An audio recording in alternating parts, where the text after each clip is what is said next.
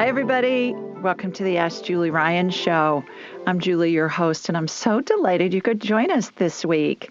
My intention in doing this show is to provide information, insight, and comfort to people all over the world by helping to answer life's unanswerable questions. We have a whole bunch of callers on hold.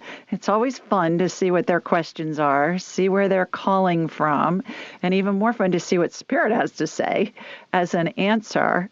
And I hope you're all getting ready for a Memorial Day weekend here in the U.S., those of you that are abroad. We have a holiday weekend coming up, and Tim and I will be at a wedding. One of my sorority girls that graduated, it's about 7 years ago from Bama, is getting married. And so we get to go to her wedding this weekend, which will be fun. And then the following day, we're going to go to a graduation party. Another friend's daughter's graduating from high school. So we're going to be whooping it up this weekend. I hope you have fun plans as well. Let's go to the phones. And our first caller is Janine. Hi, Janine. Hi, Julie. How are you? I'm doing good tonight. Thank you. Terrific. Where are you located? Palm Beach Gardens, Florida. All right. Terrific. The Sunshine State. That's right. Got a question for me? Yeah, I do. I'm having some issues with both knees and my lower back. And I was wondering if you can see anything there or help me with it. And if you only have time for one or the other, I totally understand. I'm not going to do just one knee and leave the other one hurting. Well, we want you bilateral. We want you to be balanced. That's what I'm longing for. I'm longing for balance in my life. Oh, my gosh. Well, you came to the right place. We got all kinds of tricks. Do you have pain in your knees and your back? Is that what's going on, Janine? I do. Some of it's consistent. Some comes and goes. Some feels like aches. Some feels like shooting pains. It just depends. Okay. So what I'm going to do for those of you that are first-time listeners is I raise my vibrational level to the level of spirit. Now, remember, I'm a businesswoman and an inventor that learned how to do woo-woo. And I'm a buffet of psychicness. So what I do is I raise my vibrational level to the level of spirit. I'm going to watch a laser beam, Janine, come from my body here in Birmingham, Alabama. It's going to hook into you in Florida. And then I'm going to have a hologram of you in my mind's eye. And the energy, I'm going to envision shooting energy from your feet up through the top of your head. The energy is going to go where it's most needed first. So it may go to one knee or the other. It may go to your back. I don't know. We'll see. As soon as it identifies something, as soon as it locks on something, kind of like a fighter pilot, what's going to happen is there will be an energetic healing that will begin. Now, that can take a lot of different forms. Something can be added, something can be removed. I watch procedures all the time that emulate what I saw in operating rooms for decades. I'm an inventor of surgical devices sold throughout the world. Sometimes I see healings that utilize methodologies and devices that haven't been invented yet. And regardless of what I'm seeing in my mind's eye, Janine, I'm going to be very descriptive with you. Because if you can envision what I'm seeing, it's going to help integrate the healing into your body, because the body's always going to follow what the brain's showing it, even if the brain doesn't believe it to be true. So that's what we're going to do. I always like to give a little bit of a description of what you got yourself into here when you call in. I figure you already knew because you've listened to the show, no doubt, and you're familiar with it. So here we go. Here comes my laser beam. Thank you. You bet. Here comes my laser beam from Sweet Home, Alabama. Heading down to Florida. All right, got you. Shooting energy. It's going to your left knee first. It looks very inflamed, Janine. Inflammation looks like red fog on body parts to me. Looks to me like you have a torn meniscus in that knee. Have you gotten an MRI on that? Has a doctor told you that? I did, and it is partially torn on my left knee. Yeah. Okay. It looks like a flap. If you imagine if you cut like a V into a piece of fabric and the pointy part of the V can depending on how you move your knee, it can be kind of flipped up, and that's when it hurts really badly. So what I'm doing, Janine, is I'm using stem cell energy on that flap, on that little V, that's the torn meniscus. And stem cell energy looks like a light amber colored gel, has sparkles in it, because it's woo-woo, gotta have sparkles. And it has a watery consistency to it. For those of us of a certain age, it reminds me of Dippity-Doo hair gel in the 60s and 70s. And what's happening is that's being slathered on that torn meniscus. This is going to regenerate that meniscal tissue, and it's going to hopefully help your pain. It's going to help it heal. So there's a little vortex that's spinning above it. That's fixing it. All right, let me go over to the other knee and see what's going on there. The other knee looks like bone on bone to me. Have you had an orthopedist tell you that? I not quite bone on bone, but almost. Yeah. All right. I'm seeing bone on bone, which means that means that you're probably eventually going to be a candidate for a new knee, which is just a remarkable surgery. I've invented devices that help with total knee surgery. So I've been in a bunch of them. So what I'm going to do in the short run, Janine, is I'm going to inject some stem cell energy into that joint, and it's going to give you some padding between the ball. You know, if you look at a knee socket, and then there's a ball in there, so it'll give it some padding to help alleviate some of the pain. My guess is your left knee hurts more just because that's where the energy went first. Is that the case? That's correct. That's correct. And, you know, you very well could be. I would think you're right on the bone on bone, because my last MRI on my right knee was like 2019, 2020, so it's been a couple of years. So I could be at the point on bone on the right.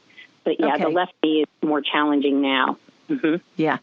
When you get to the point, they say when you get to the point where you can't stand the pain anymore, get your knee fixed, get a new knee. Don't wait that long. There's no reason to suffer. The technology is fantastic. The recovery is fantastic.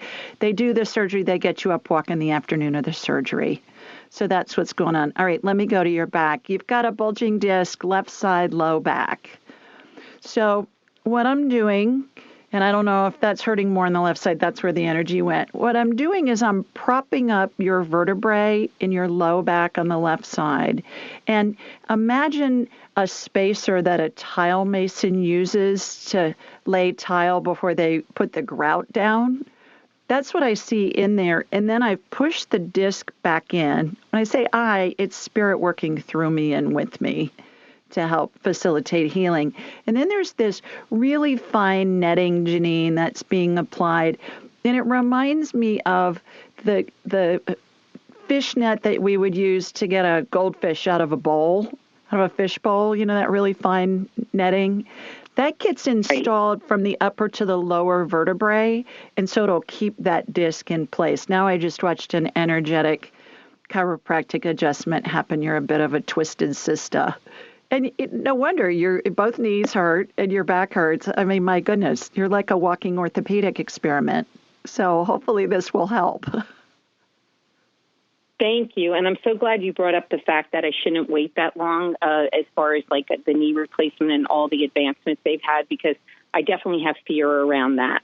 And that, just by you saying that to me is helpful to me. And, you know, I'm kind of watching my grandkids. Yeah, my husband had both knees done, and they had him up walking 3 hours after surgery. He was walking the halls with a walker. It's fantastic. It's just amazing. Yeah, that is pretty miraculous. So I'm going to go with faith over fear and heed your advice there and do that before it's too late. Okay. I hope you feel better. Painful. Thanks. All right. Thanks so much, Julie. I appreciate your taking my call and your time. You bet. Take care. Bye-bye. All righty. Let's go to Lisa next. Hi, Lisa. Hi, Julie. Can you hear me? Yes, ma'am. I sure can. Where are you located? I'm in Staten Island, New York. Okay. Terrific. Got a question for me? Yeah. I'm going to try to ask it without crying. I was a nurse, and I kind of lost my health about 6 years ago. And I ended up with a lot of immune issues, and I went into sepsis from a pregnancy. And then after that, it was just one thing after another with my immune system. And I was exposed to mold, and I got Lyme, and it just escalated, and it was like a domino effect. And I'm pretty sick now. I'm a mom. I haven't been able to really take care of my daughter. And Lisa, I'm going to hold you over for the break. When we come back, we'll find out how we can help Lisa. So stay with us, everybody. You're listening to the Ask Julie Ryan Show, and we'll be right back. Welcome back, everybody. Before the break, we were talking with Lisa on Staten Island. So, Lisa, it sounds like you've had a rough few years, my girl. yeah, I'm in the hospital actually now, and I just wanted to see if I'm having a lot of issues with my breathing, and infection-wise, and I just wanted to see if you could just see what's going on, if there's an infection causing this, if it's what's causing this with my breathing, my lungs. I mean, I'm not in denial about how sick I am. I don't know if I'm in one of the stages that you discussed. I just really want to just honestly know what you see, and if there's anything that I could do at this point. Yeah. Let me get you on my radar. Here we go. Here comes my laser beam from Sweet Home, Alabama, heading up to you in New York. All right, got you. Well, your spirit's in your body, so you're not dying at the moment, but huge inflammation. Inflammation looks like red fog on body parts. Your whole body's covered. So what I'm doing is I'm putting antibiotic energy on there to get it calmed down. First of all, anti-inflammatory energy was applied, Lisa. That's kind of a royal blue color, the color that's inside a refreezable ice pack. So imagine that energy is on top of it. And you have a huge bacterial infection. Have they told you that you have sepsis again? No, and I think I do. You do. I agree. And they're not sending me in the hospital. Yeah. Do they have you on IV antibiotics? No, I don't know if I need IV antibiotics or IV antifungals. You need IV antibiotics. And there's a doctor named Paul Merrick, Marik, Dr. Paul Merrick. He's a critical care specialist. Say that again. Where is this coming from? Because they're not listening to me in the hospital. Where is the sepsis originating from? I don't know, but we'll get to that in a second. But it's really important that you write down Paul Merrick, Marik, and Dr. Paul Merrick, R-I-K, Marik. He is at the Eastern Virginia University of Eastern Virginia, I think, medical school. If you just Google Paul Merrick, you'll find all kinds of information on him. He has a protocol for sepsis that cures 99% of sepsis. And he does a combination of vitamin C, vitamin B, thiamine, and steroids. All cheap stuff that every hospital has. He does that with IVs, does it with antibiotics. That protocol is online. You want to get your doctors to do that for you. Okay? You've got How do sepsis. I do that?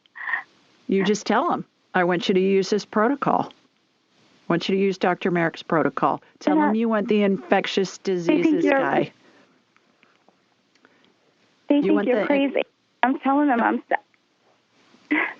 Yeah. I'm trying to tell them I feel like I'm septic. You are septic. And you want to have the infectious disease doctor to come visit you. Tell them you want to talk to the infectious disease doctor, and tell them you want to use Dr. Merrick's protocol. The sepsis recovery rate is pretty low in hospitals. Dr. Merrick's is almost 100%. And more hospitals are starting to implement it. Yeah. So Dr. Merrick. I'm just very nervous. I'm trying to tell them that I feel like I'm septic. Is there a specific test I could ask for? Because based on just the blood pressure, they're not doing anything. You know, they're just looking at my blood pressure, and my heart rate's very high. And I'm trying to tell them I feel septic. Is there a certain test I could ask for, or is there a certain infection I could tell them to look for? Please, Julie, because I already told them several times, and they're not listening to me. Yeah, well, I think get the infectious disease doctor in and talk with them. And then if they don't help you, then transfer to a different hospital that will.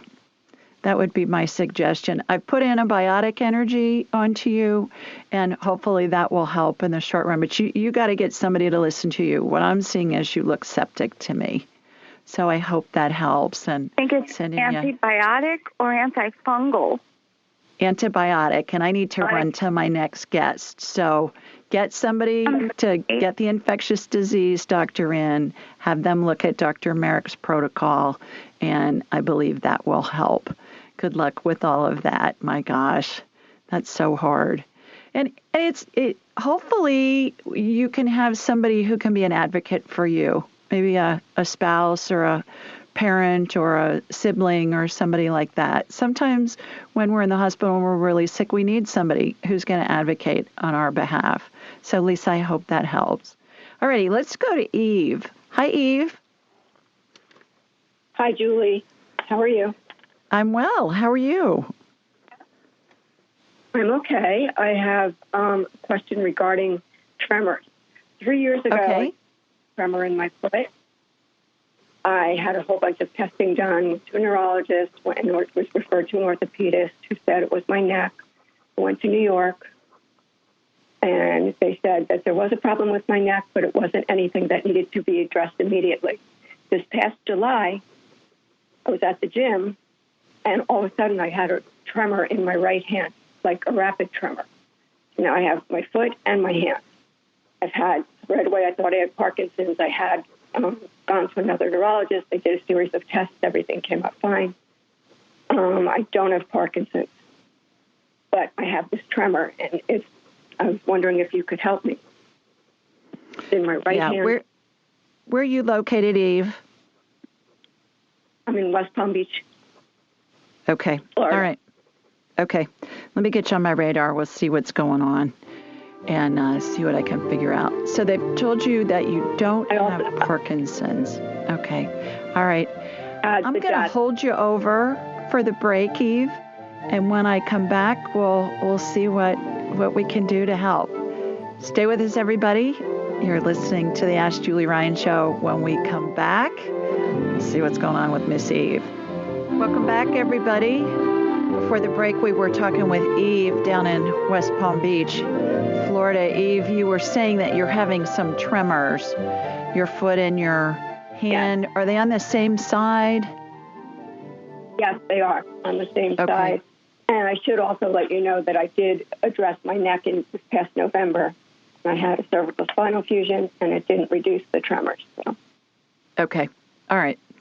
What I did was I checked on you over the break, and I was up in your brain matter. My analogies sometimes are really funny, but they're just to give us a frame of reference for this woo-woo stuff that we're doing, because we don't have a human frame of reference for it. So brain matter looks like thick oatmeal, really thick cooked oatmeal. Kind of you get in a buffet in a restaurant. I haven't been able to copy that at home in my kitchen, but I love eating it if I'm in a restaurant.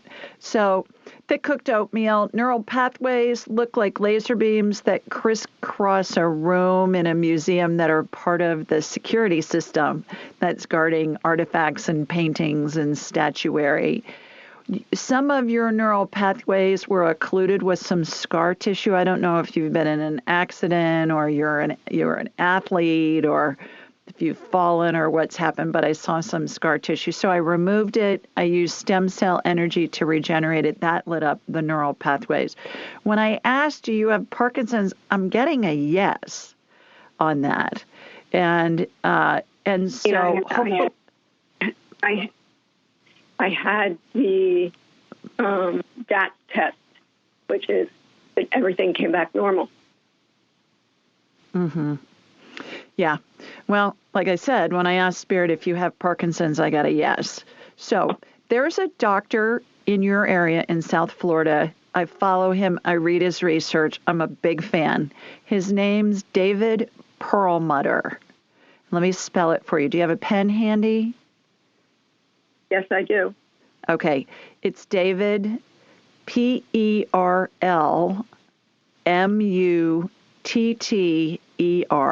Dr. David Perlmutter. He's a neurologist, and I would see if you can get in to see him. He's a New York Times best-selling author. He's very much on the cutting edge of research, and I've learned a lot from reading his books and listening to him, and I believe that if I was in your shoes or somebody I loved was, I would even fly in to go see him. That's how much I believe in him. And I believe he's in South Florida. I want to say he's in Lauderdale or maybe Miami, but he shouldn't be very far from you. Probably. Okay? Okay. So I hope that helps. In the meantime, I hope that healing helps and helps with the tremors. He talks a lot about, with his patients that have tremors, he uses glutathione IVs. And if you look him up on YouTube, Eve, look up David Perlmutter, Parkinson's, and he will show you a patient that has Parkinson's and their tremors and how they're having trouble walking. And then he'll show you that patient after they've gotten a glutathione IV, and it's remarkable, night and day difference. So you may want to do that in the short run, is look up David Perlmutter, MD, on YouTube and see if that helps. And hopefully in the meantime, the healing that I did during the break will help as well. All right. Okay. You bet. Thanks for calling. Bye-bye. My next. All righty. Let's go to Luis next. Hi, Luis.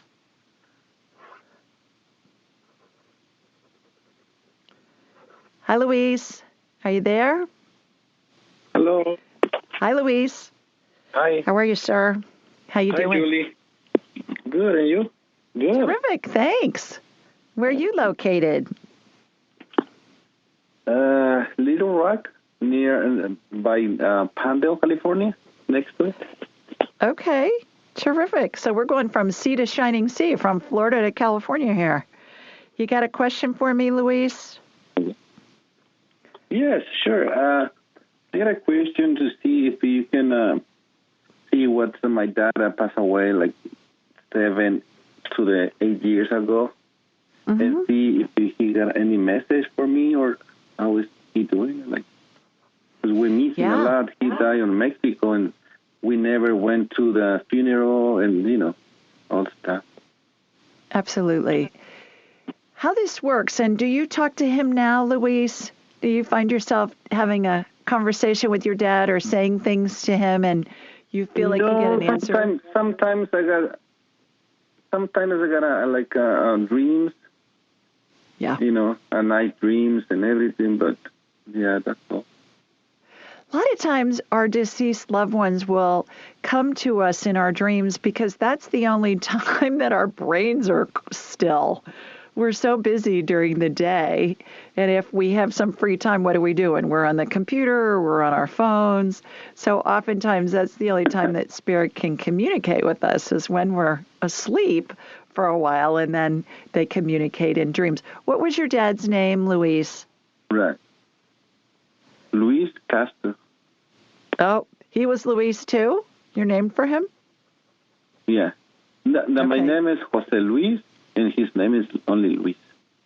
Gotcha. Okay. All right. Well, he's standing right next to you. I've already connected to you. And our heads are big satellite dishes, Louise. They receive and transmit frequencies. Every spirit has a frequency they keep throughout all of their lifetimes. So in order to get in touch with him, all you have to do is think of him.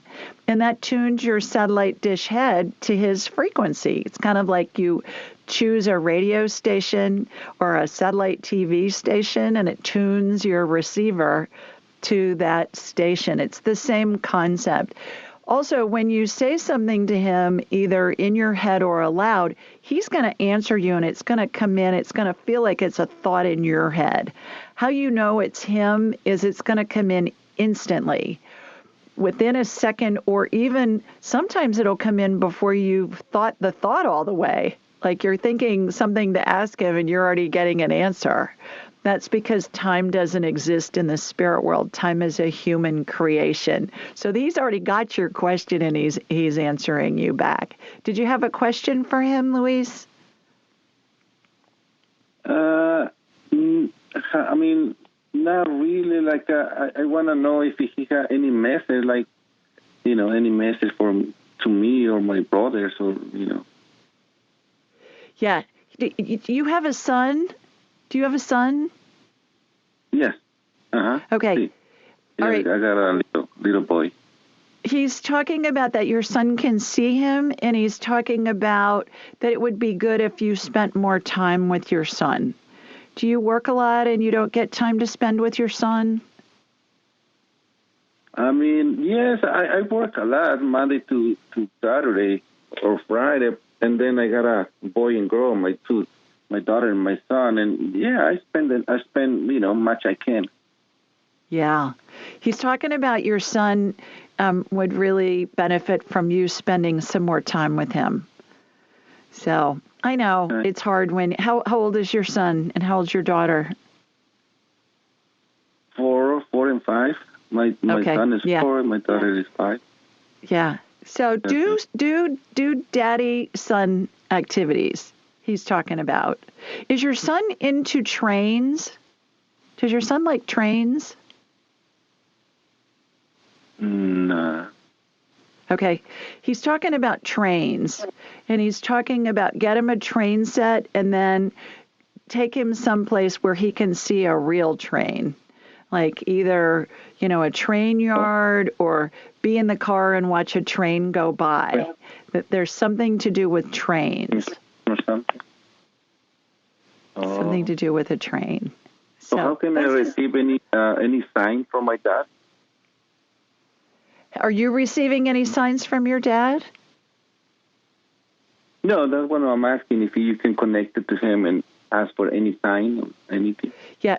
He's saying look for 3 7s in a row, 777, maybe on a license plate, maybe in a phone number, maybe the time on a clock. And it may be in the middle of other numbers like 2377723 or something. He's saying whenever you see the 3 7s together, that you'll know that's a sign from him. And 7 in Bible numbers means spiritual perfection.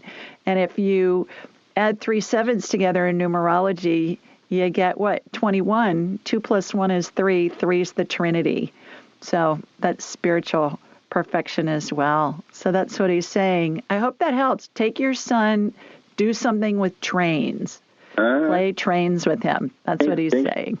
I hope that helps. Okay, take care. Bye-bye. Yeah, all righty, let's go to Diana next. Hi, Diana.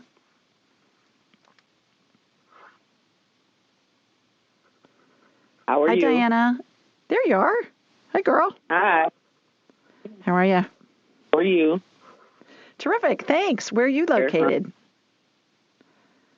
Indiana. Okay. Great. You got a question for me? Yes, I'm out on the same one as the other man just left for. My husband passed away, as you know. You talk to a lot of people, so you might not remember. But could you tell me who came for him when he left, or how he left? Sure. What's his name, Diana? The people around the bed. Willie. Yeah. What's his name? Willie. Willie. I do remember talking to you and to Willie. Absolutely. I do remember that. All right. I'm going to hold you over for the break, and we'll talk to Willie when we get back. So hang in there with me. Everybody, we'll see what Willie has to say when we come back. You're listening to the Ask Julie Ryan Show, so stay with us. Welcome back, everybody. Before the break, we were talking with Diana in Indiana. That sounds like a song. Diana from Indiana. I don't know about that. But Diana, your husband, Willie, passed how long ago? October of 2020. 2020. So recently, really. Okay. All right. How are you doing, first of all? How are you holding up? I'm not. That's why I call you every Thursday. Oh, goodness. We have been together 55 years and been married 52 and was together 55. Oh, in gosh. a year, I just don't understand none of it. Yeah, I'm so sorry. Did you read my book, Angelic Attendants, yet? What really happens as we transition from this life to the next? No, that's the reason. That's what I was asking you, more or less. Yeah. Okay. If you go on my website, Diana, AskJulieRyan.com, and you click on the 12 Phases of Transition button, there are illustrations of what we all go through as we're dying, how we're surrounded by angels and deceased loved ones and the spirits of deceased pets. So I talked to Willie on the break just to get some information just for time's sake. And he was so cute because the first thing that he said, oh, my God, the angels were so big. He said he couldn't believe how big the angels were. And so that was cute. He was surrounded by angels. His parents were there. Does he have a sister that preceded him in death? Yes. Okay. He was talking about his sister was there as well. We're surrounded by our family members. He had a bunch of dogs there. And the thing that cracked me up the most, Diana, was, did he have a motorcycle or was he fascinated with Harley Davidsons or something? He had these biker guys with like leather outfits on and their helmet. They look like they belong to a Harley motorcycle club or some kind of motorcycle club. Was he into motorcycles? No, he was afraid to ride them. He always wanted one, but he was afraid. Okay. Well, that was so funny. I was cracking up when I saw them. I'm like, oh, my God, this looks like the biker club. You know, you'll be driving down the highway and there'll be all these guys in leather and they'll be going by with the Harleys. And so there were a bunch of Harley guys there. I don't know if he knew them or they just were around him because he was interested in it, but I knew that there was some connection there. So if you go on my website, if you read my book, that'll give you a lot of information. But if you go on my website, you'll see those illustrations, Diana, and it will help. He would understand it. Did he understand it? Oh, yeah. Understand it. Does he understand it? Okay. Yeah, if I read the book. Oh, yeah, yeah. Will I be able to understand what? Yes. You'll read the book, but if you just look at the illustrations on my website, you'll understand it. I mean, it's that simple. It's just showing you the position of angels and our deceased loved ones. So quickly, it wasn't time to go through your stages. He died in a day. That's the reason I'm saying, he did steps.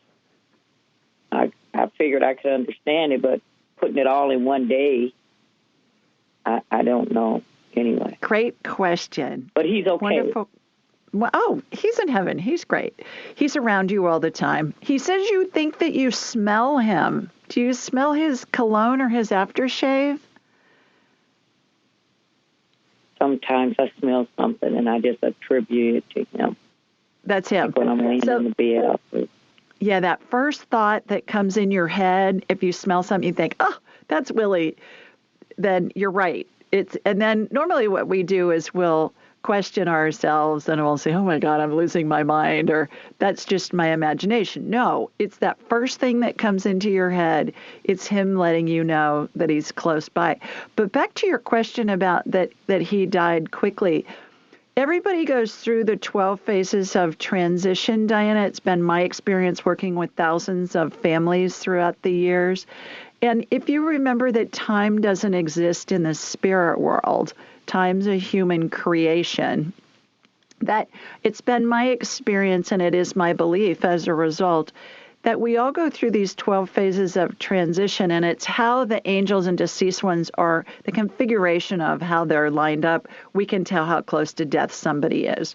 And it happens whether somebody dies very instantly, like in the case of a homicide or suicide, or whether they die over a prolonged period, days, weeks, months, years. It doesn't matter because time doesn't exist in the spirit world. So hard to wrap our human brains around because we don't have a frame of reference for that. But the thing that I love the most about the 12 phases of transition is at the end of every Roman Catholic funeral, there is a prayer said called In Paradisum. And it talks about how our loved ones will greet us with the angels. The angels and our loved ones will greet us and lead us into paradise. And so when I was writing my book, because that's what I see, I mean, I see angels in my mind's eye, I see angels and deceased loved ones. So anyways, when I was writing my book, I researched where did that prayer originate? And I learned that it began as a 5th century Gregorian chant. And I have to believe that since the beginning of time, Diana, that we've been able to see, humans have been able to see this configuration of angels and deceased loved ones surround their dying loved ones. And perhaps it took till the 5th century till somebody was well educated enough that they could read and write, and they were able to write this down in the form of a prayer. And certainly some of the most well-educated people were men back then, and they were living in synagogues and in monasteries. So I find that fascinating. Also, there's lots of university-based research on this topic, and one study in particular was done at the University of Buffalo, and 90% of the 1,400 dying patients that were in this study, 90% of them said that they were seeing deceased loved ones and the spirits of deceased pets either in visions or dreams as they were approaching death. So it's very well documented. You weren't with them? Okay. Oh. So that's the reason I'm asked about understanding it. I have nothing to apply it to. Yes. Wasn't there looking.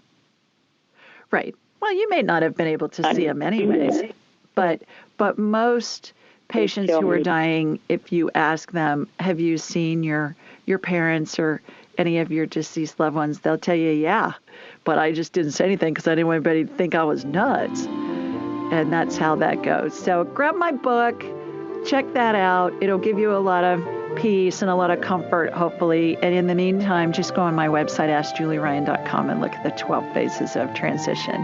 So I hope that helps. Thanks for calling, Diana. Alrighty, everybody, time for another quick break. When we come back, we'll see who's next, see what their question is, and see what Spirit has to say. Stay with us. You're listening to the Ask Julie Ryan Show. We do this show every Thursday night at 8 Eastern, 7 Central, and 5 Pacific. The call-in number is 667-770-1476, and the access code is 483-620-pound. Now, this information is available on my website, AskJulieRyan.com, and in the show notes. You can download the show anywhere you get your podcasts, and we're also on YouTube and Alexa. Please remember to subscribe and leave a review at ratethispodcast.com/Julie, ratethispodcast/Julie. And you'll also, when you leave a review, you'll be entered into a drawing for a free 1-hour session with me, valued at $200. And we can talk about whatever you want. We cram a lot in an hour, and it's a blast. We have so much fun. So we can scan you medically, scan your dog, talk to your dead grandma, do a a past life thing, whatever. Time will allow, and it's really fun. We just clip through everything. So ratethispodcast.com/Julie. By the way, I choose a winner the first Thursday of every month. So next week will be the first Thursday of June. So get your reviews in there. Call-in details can also be found on Instagram, Twitter, Facebook, and Pinterest, all under Ask Julie Ryan. And we post a reminder to call in the day of the show. So if you're wondering if I'm going to do a live show, which I do most weeks, a handful of weeks throughout the year if I'm on vacation, I'll have a pre-recorded show with somebody fun for you. Actually, in a couple of weeks, I'm going to have a pre-recorded show, and it's going to be one of the highest-ranking female executives to ever retire from the CIA. And she's going to talk about how intuition and woo-woo came into play. She ran global operations for different divisions of the CIA and the intelligence community. So I think you're really going to enjoy this show when I'm not going to be able to do it live. All right, let's see what else. While you're on my website, be sure to sign up for my weekly newsletter. It's a question somebody submitted online along with my answer. You can also schedule an appointment with me when you're there, and then we'll have a whole hour to talk about whatever you want. I'm booked out a couple of months, so just the keys, get on my schedule, and then keep your confirmation email and check the reschedule button periodically on your confirmation email, and it will show you earlier dates and times that have opened up, because oftentimes people reschedule, and a lot of times you can get in within 24 hours or 48 hours if somebody reschedules. So do that too. So everything you need to know can be found at AskJulieRyan.com. Okay, this week our question comes from Stephanie, and Stephanie lives in Gravois Mills, Missouri. And she says, "Hi, Julie. I just got your book, and I'm super excited to start reading it. I'm also considering enrolling in your class. Here's a question I hope you can answer that I may be able to positively interpret my loved one's passing. During transition, after weeks of lingering, two people were together in the deathbed. The visitor had her hands beneath the dying person, as in a gentle cradle position, praying for this person to find peace, and the prayer repeats itself, almost becomes a chant. Suddenly, a euphoria overcame the person praying, and by now, the family had joined in behind her, and they're all praying together. Next, the dying woman opened her eyes and looked straight into the eyes of the one holding her. At that moment, there was a sudden burst of energy through the holder's head, abdomen, arms, and hands, and the dying person was gone. The visiting woman fell over as the passage of energy literally racked right through her like a bolt of electricity, and then it was all over. Can you explain what happened? Thanks, Stephanie." I thought that was a great question. So here's my response. Hi, Stephanie. Wow. What an experience that must have been for you and all of those present. Most of us understand the concept that everything, including our bodies, is made of energy. Furthermore, given, as Einstein so eloquently put it, quote, "Energy cannot be created or destroyed. It can only be changed from one form to another," end quote. Most of us have heard that statement from Einstein. And I think he may have poached it from somebody else, actually, but it works. I went on to say the dying person's energy, in parentheses spirit, had to go somewhere when it transitioned. In their research paper, Energy Field Changes Approaching and During the Death Experience, authors Susan Peck, Ph.D., Gail Korse, and Durfa Liu, Ph.D., state, quote, "The concept of the presence of electromagnetic fields underlying the pattern and organization of biological systems is not new and has been a basic tenet of medical systems such as traditional Chinese medicine and Ayurvedic medicine for centuries," end quote. The researchers went on to say, quote, "Consistent with reports in the literature, patterns of changes in the biofield observed during the dying process included the biofield decreasing in size and intensity from the feet upward and chakras closing or reducing activity from the root to the crown. That's like from the bottom to the top, the crown being the top of the head, as the person moved closer to death. The energy field moved up and outward from the crown with death, end quote. That's what I see when I'm witnessing somebody who's dying either remotely or in person, is the spirit exits through the top of the head. And so that's what this research is finding as well. I went on to say, based on your account, since your friend's hand was connected to the dying person's body, she was able to feel when their spirit left their body. I believe the dying person's energy engulfed a space, including and adjacent to their body, and your friend happened to be in that space. In phase 9 of what I describe as the 12 phases of transition, a vortex forms above the dying person's head and assists their spirit in exiting their body. It reminds me of this really powerful suction feeling. And it reminds me of being in the car wash when you stay in the car and you get to the end of the car wash and they turn on the dryers and it starts sucking all the water off your car. That's what it feels like to me when somebody is their spirit is separating from their body. This vortex that's formed above their head helps separate the spirit from the body. And that's illustrated in my 12 phases of transition, again, on my website. I went on to say, it's been my experience this vortex has an upward pull, is normally very powerful, and can differ in strength with each person's death experience. In addition, many of us have experienced the vibration generated from fervent prayer or musical worship in a group of people. Chanting, gospel, and other genres of music have created a sometimes euphoric feeling among participants since the beginning of time. I believe your friend was able to feel the power of prayer in the vortex as their loved one passed. This all seems like an amazing parting gift from the person who died, one that validates the, quote, we're all made of energy concept for your friend, the others present, and all who read or hear this story. For more information about how our spirit leaves our body at the end of our life, please read or listen to my book, Angelic Attendants, What Really Happens as We Transition from This Life into the Next.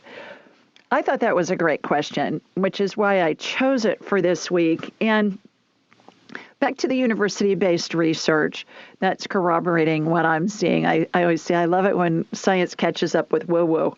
I think the woo-woo's been around a lot longer than the science has. But most of us have been in a situation where music or prayer can give us a feeling of euphoria. It brings to mind the movie A Preacher's Wife. The late Penny Marshall was the director of that movie, and Whitney Houston was in it, and her mom, CeCe Winans, was in the movie, and Denzel Washington. If you haven't seen it, it's really a fun movie to watch, especially during the holidays, because it takes place during Christmas time. But I remember Penny Marshall talking about how she's Jewish and was Jewish and was raised Jewish.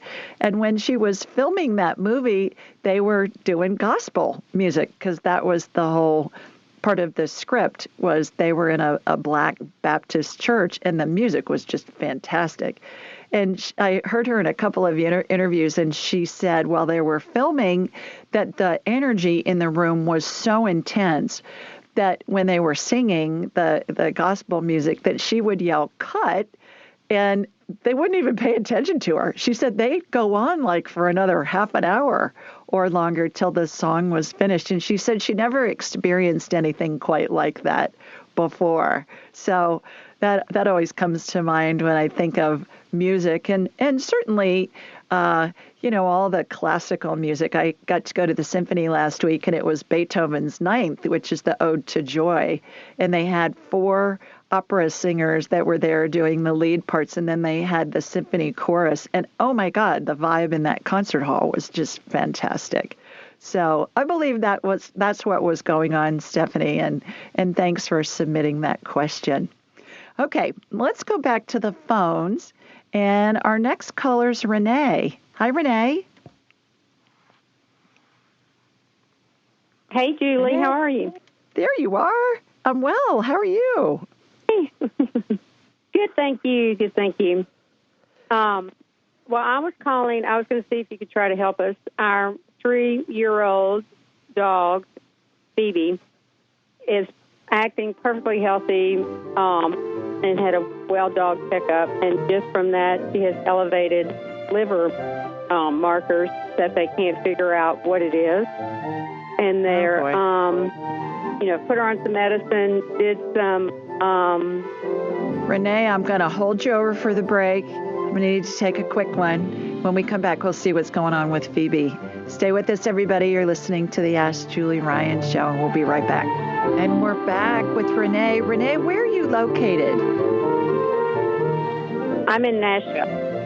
Okay, terrific. So what's going on with Phoebe? She went to the doctor, and she has elevated liver enzymes, you said. Right, and they can't figure out where it's coming from. And she has to have an ultrasound, but apparently they're hard to get an ultrasound for dogs or something, so she can't have one for 3 weeks. And she put her on some kind of medicine for a month that she said maybe she ate like something weird in the yard. That didn't work. It actually got worse. So we're just, she's trying to, the vets just cannot figure out what's going on. What kind of dog is she, Renee? She's a Coton Dutelier, which are little white, beautiful dogs, like 13 pounds. Kind of looks like a Maltese, but cuter. My goodness, that's a mouthful. I wouldn't even attempt to try and spell that breed. Goodness. Okay, what I'm going to do is I'm going to connect into you energetically, and then I'm going to connect from you to Phoebe. I love her name. So here we go. I'm just shooting straight up I-65 from Birmingham to Nashville, and gonna get it up there. Got you. Okay, from you to Phoebe. Phoebe, what is going on? Do you have a lawn service or an exterminator that comes and sprays in your home? One or the other? Not in my home. Not in my home.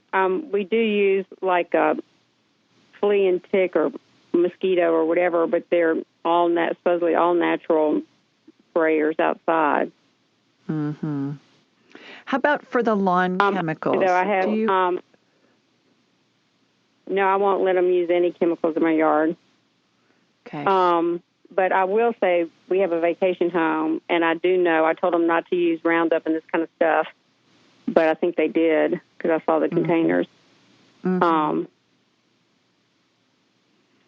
So I don't know. That's what I'm seeing. She's gotten into something. I agree with the vet on that. She looks like when I see somebody somebody or an animal that's ingested some chemicals that are toxic, their blood values, I see these cells that have a red spot inside of them.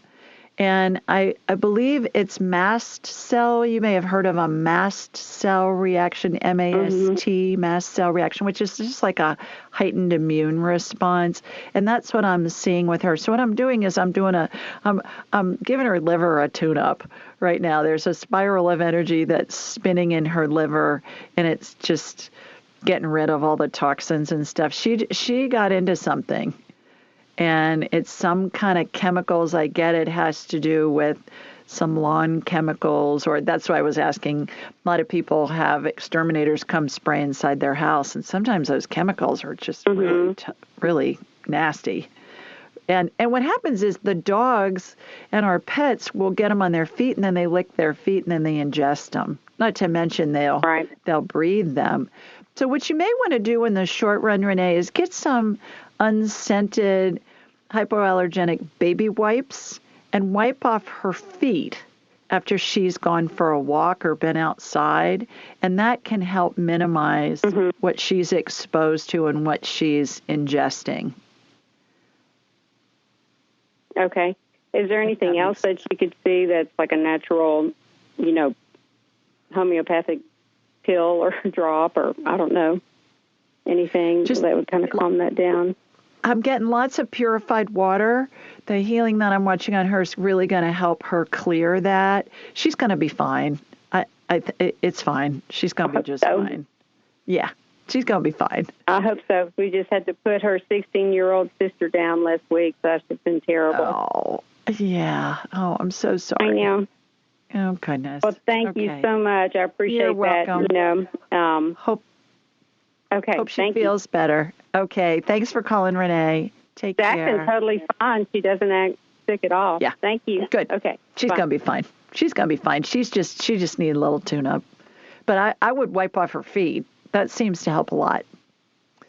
And then go from there. All righty. Thanks for calling. Take care. Okay. Let's go to Vicki next. Hi, Vicki. Hi. Hi, Julie. How are you? I'm terrific. How are you doing? I'm good. I really enjoy your show. Well, thank you. Thank you for calling in this evening. Where are you located? San Carlos, California. Oh, beautiful. Terrific. Well, you got a question for me? Yeah, I'm calling in regards to my kitty, Luna. She's about 5 years old, and she has feline herpes. So her right ear always seems to bother her. Mm-hmm. And so I was wondering if you could connect to her and maybe give her a little energetic healing and see just exactly what the issue is. Is it just, is she always going to suffer like this? Mm-hmm. Does she have sores in her ears, Vicki, or it just seems to itch and be inflamed and bother her? One ear is, her left ear is pretty clear. Her right ear always seems to have wax buildup continuously. And I was told from an ear specialist a couple years back that the cause was because she has the feline herpes, that it affects her ears. Okay. All right. What I'm going to do is connect to you, get her on my radar from you. So imagine a laser beam is going to hook into you and from you into your cat, Luna. Here we go. Comes my laser beam from Sweet Home, Alabama, heading out to the left coast. All right. Got you. Got Luna. What I'm going to do is I do this with humans all the time, this healing. It's spirit working through me and with me, of course, when I say I. So I'm lasering the herpes virus in her body, and it looks like they look like little parameciums, like little wormy things, and it kills them, and then it leaves their carcass, and then I'm sucking out their carcasses. I don't know what the plural of carcass is. Is it carcae? I don't know. But anyways, hopefully that'll help. I'll work with her on the break too. So thanks for calling in. Hope she feels better. Stay with us, everybody. We're going to take a quick break. When we come back, we're going to talk to Sandra next. You're listening to the Ask Julie Ryan Show, so stay with us. And we're back. We've got Sandra on the line. Hi, Sandra. Hello, from lovely Michigan. Michigan! Terrific. What's going on up there? Oh, the weather is going back and forth, up and down, and I have a scratchy voice and sinuses that have really just turned my world inside out. I cannot believe how much mucus can come out of the body. But anyways, so I'm talking about that. I've been to the doctor twice, and they did a chest X-ray, and they found something to the left, a little bit cloudy, and she was concerned about it. But she said that could be all related to this sinus problem that I'm having. And as I'm talking, my restless leg syndrome is yelling over it. So take your pick, which one? Well, thanks. You give me such interesting things to zap on. All right, let me see what I can do when I connect it to you. Let's just see where the energy goes, and then we'll take it from there. Thank you. And here we go. Thank you. I'm going to say it would be my restless leg syndrome. Yeah, It's kind of like you're chasing rabbits like the dogs do, right? When they're asleep and they look like they're moving around. As soon as you rest, as soon as you sit down in my favorite chair, that's when they start to jump. Oh, gosh. It's not funny at all. I'm sorry. Oh, you're not chasing rabbits. I got medicine for it. On purpose. Okay. Oh. All right.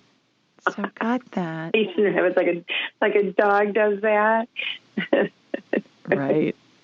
That's what we used to say. That dog's chasing rabbits in its sleep. Okay. All right. Got you. Shooting energy from your feet up through the top of your head. It's going to your brain first, Sandra. And what I was talking about earlier, I believe it was Eve who called earlier, and she was having some tremors, restless legs, or just kind of along that family, of tremors and body movements that aren't necessarily something that you want to have. So they feel uncontrollable from people with whom I've worked, and I know a couple of people that have had that. I know there's medication for it, but I don't know how effective it is. So I'm in your brain. It puts you to sleep, basically. Does it? Okay. And I'm scooping out the scar tissue that I'm seeing in your brain. Have you been in a car accident? Were you an athlete? Have you fallen? What? Even if you didn't hit your head. I've had back surgery, a hip replacement, 2 knee replacements. And I had a terrible bout, remember, plantar's wart.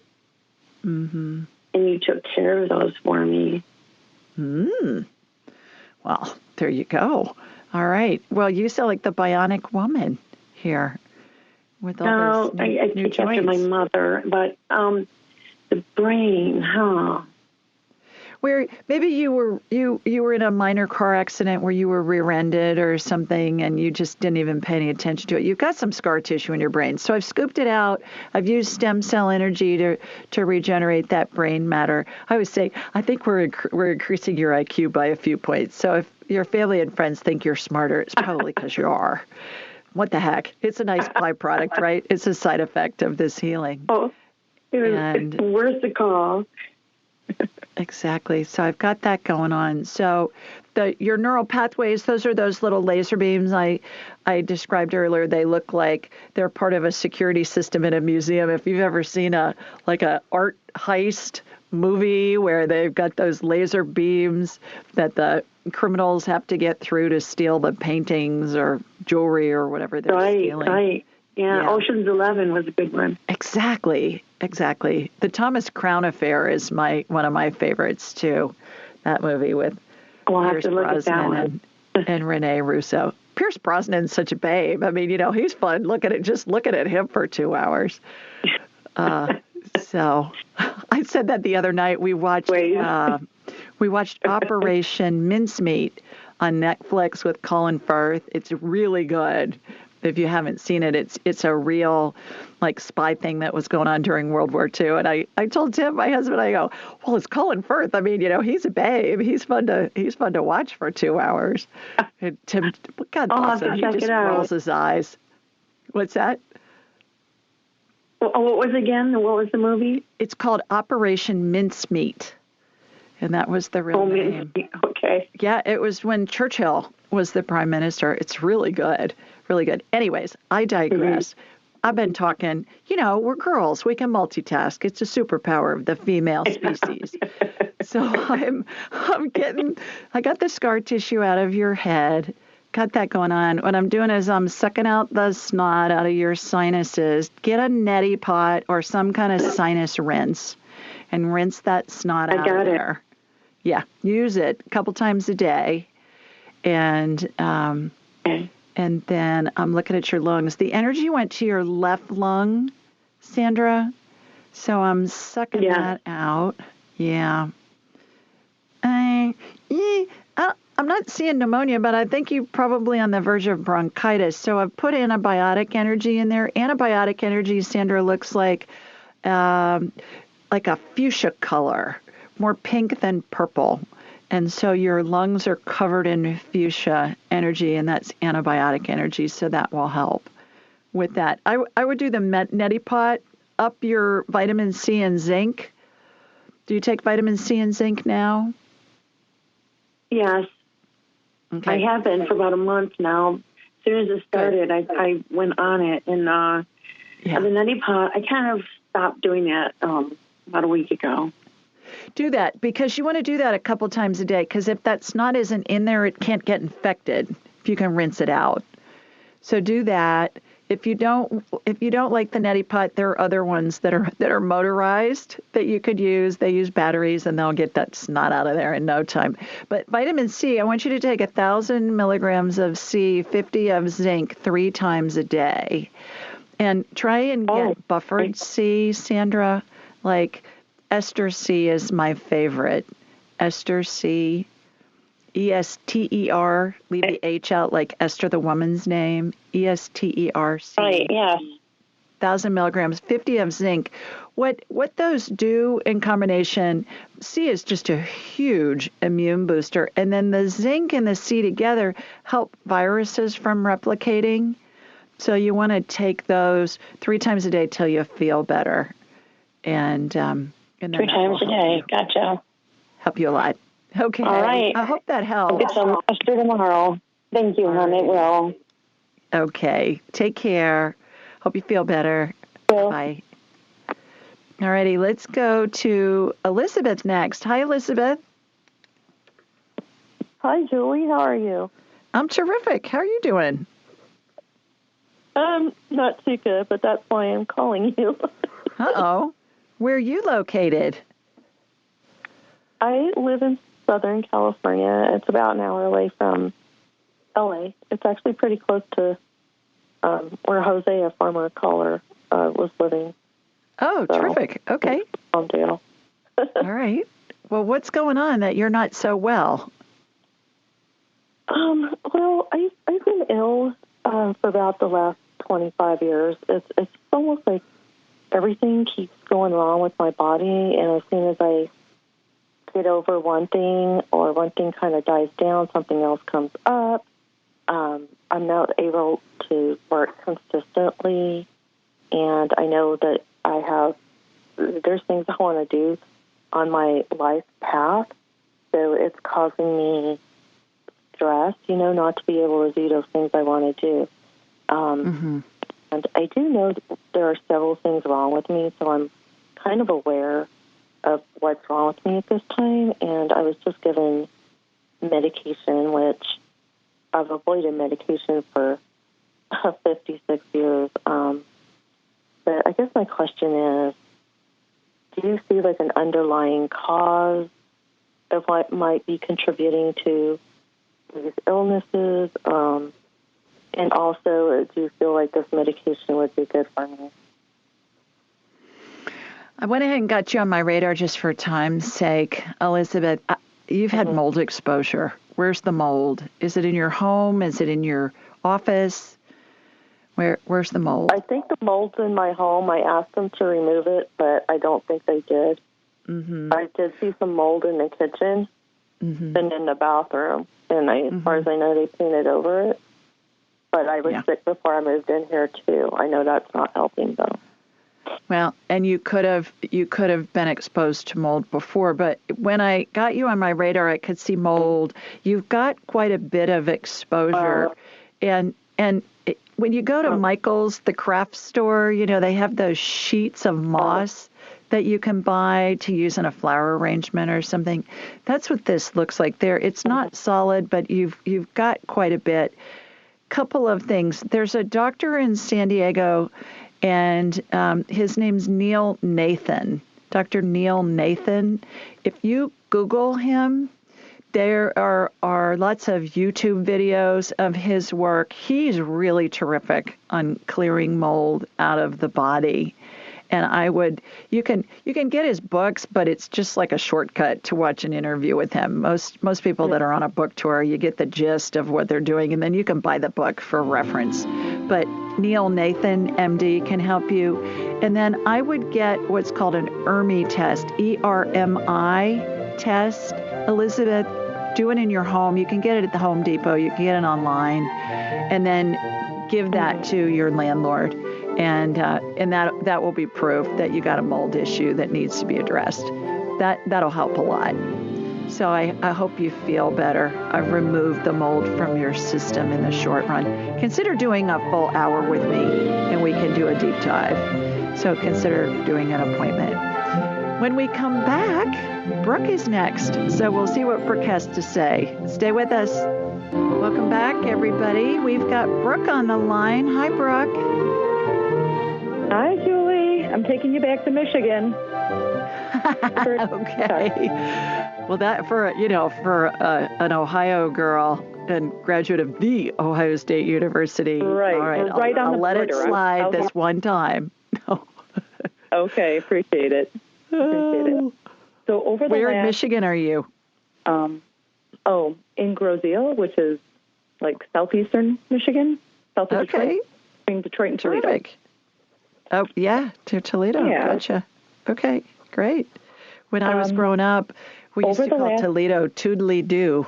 Toodly-Doo, Ohio. I don't know where that name came from. Not much going on there, I don't think. Toodly, I've never heard. Toodly-Doo. Yeah. Yeah. Well, you got a question for me? Okay, I do. My family's been going through significant transition, lots of changes for us. And I'm working on speaking my truth over the last maybe year and a half. And I'm looking for direction for my guides to help with my highest good. Maybe more specifically on a career path. Is that what you're interested in? Are you considering a couple of career paths and you'd like their input on that? Well, I would like input on a lot of things, but I think that's something that I'm looking for balance on. My life just seems a little out of balance right now, and I kind of feel like, I don't know if it's pressure from someone else or it's my own pressure that I'm putting on that I should be working.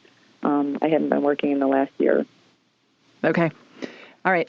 Your spirit guides are all around you. When we talk about spirit guides, they show up and they look like they're in a horseshoe or behind you, Brooke. Mm-hmm. And they all show up, and to me, they appear to me as looking like versions of Father Time.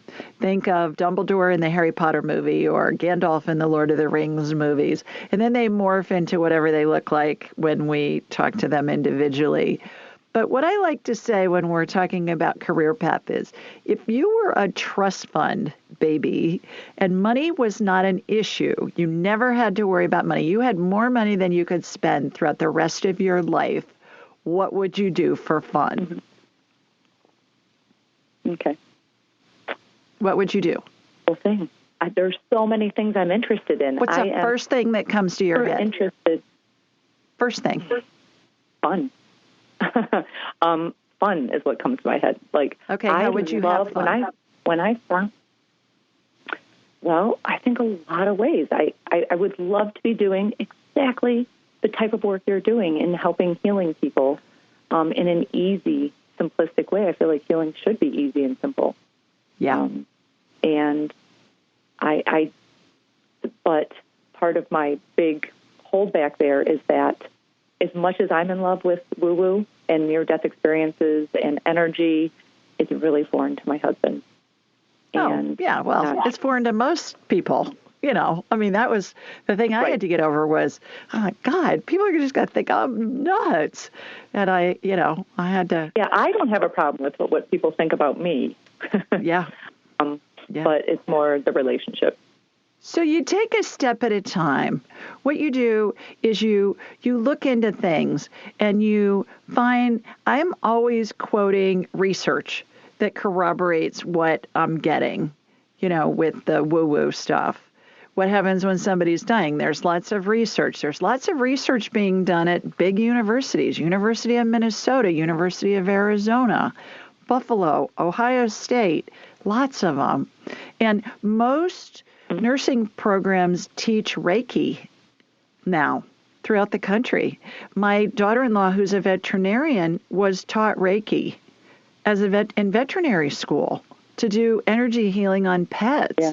More and more is coming. So if you just take that first step, Brooke, and you you start looking up things, you're going to be led step by step by step. Consider taking my class, my new online self-paced training. Hopefully we're going to release next week. We're down in the beta testing stage, but my big class, which is in person on Zoom, consider taking that. That will give you lots of skill sets, and it's a blast. And then just take it a step at a time. I think when we think too far in advance, we get paralyzed with fear because there's no way we can know what an outcome is because there are too many variables that come into to affect an outcome that are all part of the equation. So, yeah, you'll be led. Trust that you'll be led step by step, and it will unfold that's perfectly. The thing. I trust in signs. I trust in signs so much, but I almost feel like it's too much. It's too, like as if they're everywhere. And I know people say there is, but I mean, it's almost all-consuming to me, and it's almost too much for me. So if it's too much, what does that mean? What's the worst thing that can happen if it's too much? Is it going to kill you in the next 2 minutes? Use my 2-minute rule. Well, because it's contradictory, because they're kind of contradictory. So, like, I will see something and it will lead me in one direction, and I think that's a lesson for me. And then immediately it's kind of like something that might say, but trust your sign that you've been given. So I just feel like I'm really working on trusting myself and the universe. Yeah, sure. Great. So here's the technique. Have you heard me talk about the 2-minute rule? When you have a feeling that comes in, all thoughts originate in the ethers. Every thought has its own frequency. So if you have a thought that feels neutral or good, that's true. If you have a thought that feels badly, that's your internal GPS going, hey, girl, check this out. Is this a real fear or is it a fake fear?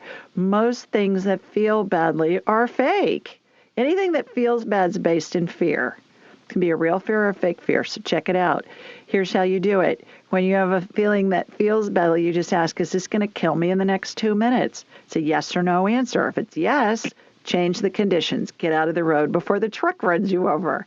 If the answer is no, that's a limiting belief that's false based in an irrational fear that's false. And then you can take a step forward. And you can go, okay, this is false. You disprove it. A lot of times you're going to laugh because you're going to say, oh, for God's sakes, no, it's not going to kill me if I eat this donut this morning. And then you move to the next place where you're led. It's really that simple.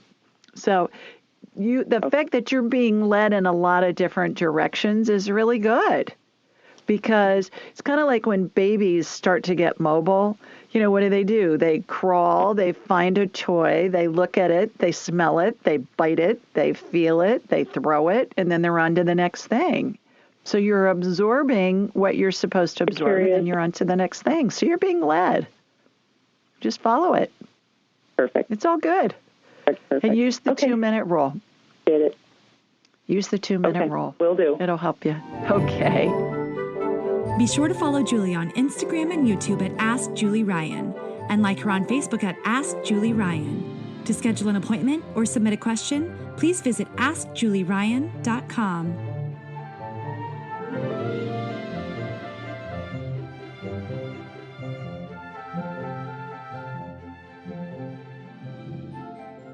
This show is for informational purposes only. It is not intended to be medical, psychological, financial, or legal advice. Please contact a licensed professional. The Ask Julie Ryan Show, Julie Ryan and all parties involved in producing, recording, and distributing it assume no responsibility for listeners' actions based on any information heard on this or any Ask Julie Ryan shows or podcasts.